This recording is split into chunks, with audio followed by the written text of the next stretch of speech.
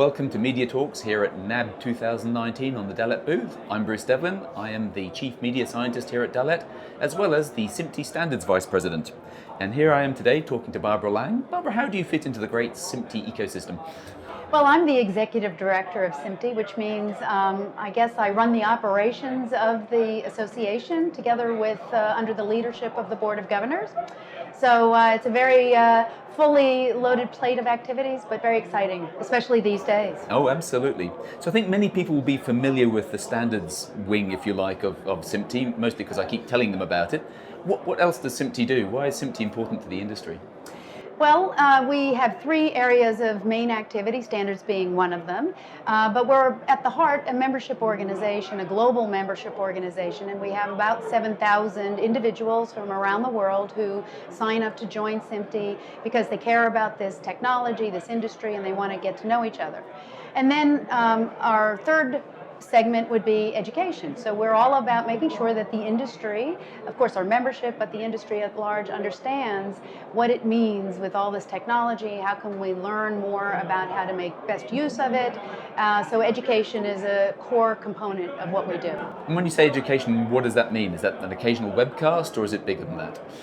It encompasses webcasts. We're also very active in developing virtual courses, and I know you've been taking part in those. We also put on conferences and events, and where we have day-long days of conference papers being presented, technical papers being presented, and we publish an award-winning journal. Since 1916, when we were founded, we've been publishing a journal that talks about all that technology. Again, it's a peer-reviewed publication, so it's quality work and helping the industry learn more about all this stuff. And what do the members really, I mean, what do the members see in SMPTE? I mean, do the members just want to do standards? I mean, what do the members say they like? It's interesting. When you're in the standards world, you think that that SMPTE revolves around that standards pillar. But when, not true.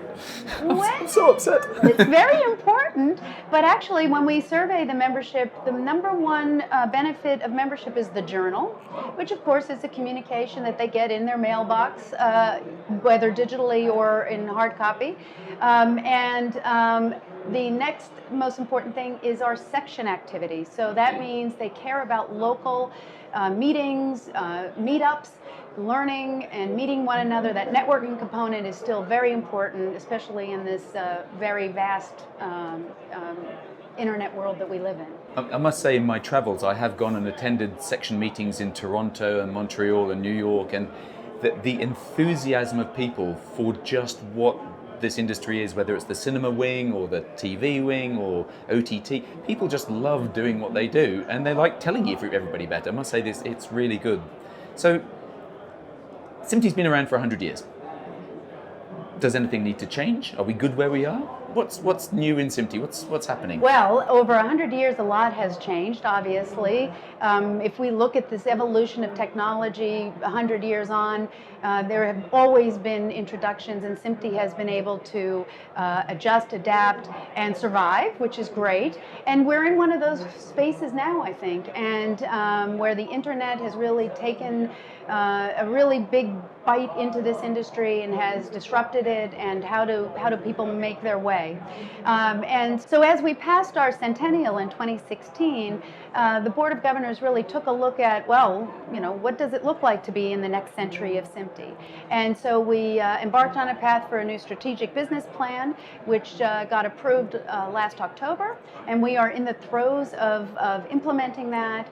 The board approved a great deal of investment in new technology for SMPTE as an organization, so that we can be more sophisticated in our marketing efforts, more sophisticated in our standards development efforts, more sophisticated in our education efforts, and I think you will begin to see the fruits of that labor coming on stream over the course of this next year, and as it's a 3-year plan, we're going to keep adjusting it.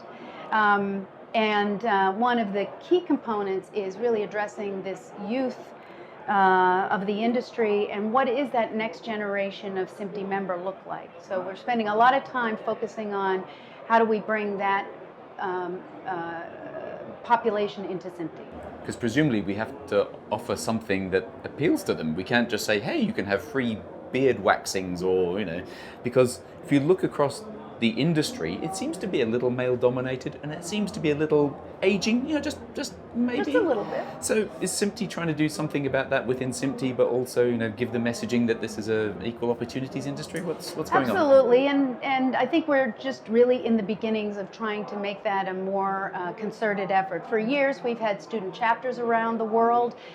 Something like 30 different universities and colleges have. And that's international, right? That's international. Not just America. Okay. Yes, it is, in fact, and we have 5 in the UK alone. Go UK. And so that's a good place to start, but oftentimes, and this is very common in associations, when they're students, they're really eager, and then they get their first job, and then they forget about the association, and later in life they rediscover. So our challenge is to keep those young people engaged, and we're working very closely with a number of small, focus groups of young people to sort of understand what they need and what we can deliver for them. So it's a definitely part of our plan to engage closer with that audience. And so when you say we, presumably that's members of SMPTE who are all volunteers, companies like Dalet, we're here today, who are out there pounding the streets trying to spread the message. Presumably that's the way it works. Absolutely, and we're very grateful to people like Dalet who are supporting SMPTE as member organizations. It's important for us. We have about 250 of them, and we want to make sure that we're also serving their needs.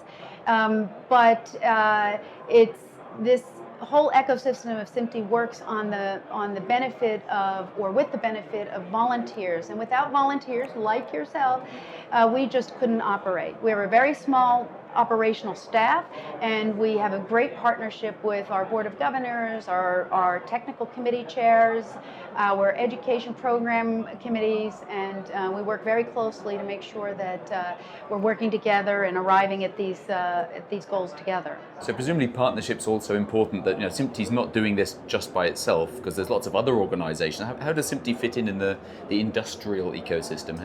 Well, I'm very proud to say that we like to play well with others, and so we have very nice relationships with different organizations like NAB. We actually program a conference here at NAB. We are very friendly with the AES and the EBU and the AMWA and the VSF and many other organizations that we think that we can't do everything and they can't do everything, and together we can do everything. So essentially, it sounds to me like members value the journal because the journal tells you what's going to happen in your industry, and your industry is controlled by you because you're a member of these organizations, and the more active you are, the more you get to see the future and the better your career becomes. Is that about right? That sounds about right. Maybe you should get a job as our Director of Marketing, Bruce. I've got a hat. Barbara, thank you very much for talking to us today, and have a great show. Thank you, Bruce. Cheers.